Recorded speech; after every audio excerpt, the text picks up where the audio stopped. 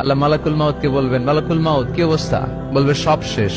মাইয়াপ্পা, কে বাকি? মালাকুল মাউত বলবে জিনেরা বাকি, যাদেরকে দেখা যায় না। আল্লাহ বলবেন জিনদেরকেও শেষ করে ফেলো, রুহু কবজ করো। মালাকুল মাউত আজরাইল জিনদের রুহু কবজ করবে। আল্লাহ এবার জিজ্ঞেস করবে, ইয়া মালাকাল মাউত আখবিরনি মাইয়াপ্পা, এবার বলো আর কে বাকি? মালাকুল মাউত বলবে, আল্লাহ মানুষগুলো সব শেষ, জিনগুলাও শেষ, এবার বাকি ইবলিস শয়তান। কে বাকি? ইবলিসরেও শেষ করো, ইবলিসও শেষ।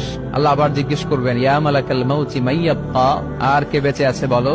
মালাকুল মাউত বলবে, আল্লাহ আপনার কথা অনুযায়ী পৃথিবীর সব মানুষের রুহু কবজ করলাম, সব জিনদের রুহু কবজ করলাম, ইবলিসের রুহু কবজ করলাম, এখন আছে শুধু ফেরেশতা। আছে কারা? যাও ফেরেশতাদের রুহু কবজ করো। ফেরেশতাদের রুহু কবজ হয়ে যাবে। এবার আল্লাহ জিজ্ঞেস করবেন, ইয়া মালাকাল মাউত আখবিরনি মাইয়াব্বা।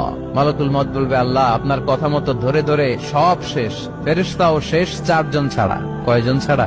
জোরে বলেন, কয়জন ছাড়া? ইসরাফিল, জিব্রাইল, মিকাইল, আজরা